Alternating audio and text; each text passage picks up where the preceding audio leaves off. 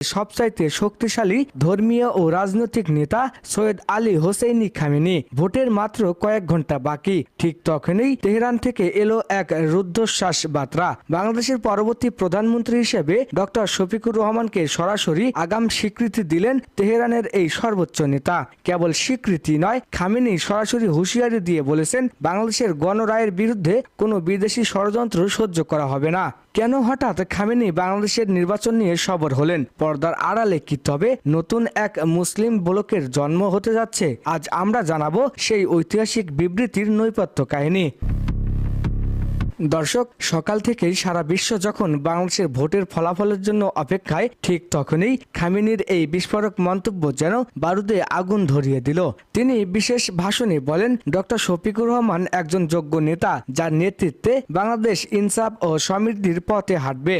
170 আসনে জামায়াত জোটের সম্ভাব্য জয়ের খবর যখন আন্তর্জাতিক গণমাধ্যমে ভাসছে, তখন ইরানের এই সরাসরি সমর্থন ডক্টর শফিকুর রহমানের জন্য এক বিশাল নৈতিক শক্তি হয়ে দাঁড়িয়েছে। বিশ্লেষকরা বলছেন, এটি কেবল একটি সাধারণ সমর্থন নয়, এটি দক্ষিণ এশিয়ার রাজনীতিতে এক বিশাল পরিবর্তনের সংকেত।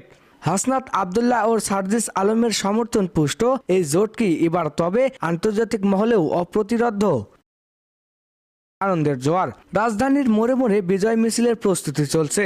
জামায়াতের কেন্দ্রীয় নেতারা অবশ্যই বলছেন, আমাদের শক্তি এদেশের মানুষ, তবে আন্তর্জাতিক এই সমর্থন আমাদের সাহস যোগাবে। অন্যদিকে বিএনপির পক্ষ থেকে এখনো কোনো আনুষ্ঠানিক বক্তব্য আসেনি, তবে দলের ভেতরে এক ধরনের আতঙ্ক কাজ করছে যে ডক্টর শফিকুর রহমানের এই আন্তর্জাতিক গ্রহণযোগ্যতাকে তারেক রহমানের রাজনৈতিক কেরিয়ারকে চিরতরে ধূসর করে দিতে পারে।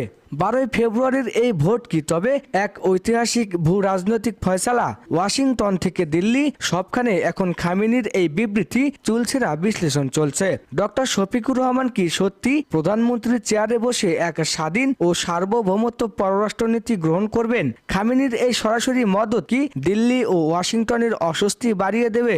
ডক্টর মোহাম্মদ ইউনূসের সফল সংস্কারের পর এবার এই নির্বাচন যে এক নতুন বাংলাদেশের জন্ম দিতে যাচ্ছে, তা এখন দিবালোকের মতো স্পষ্ট।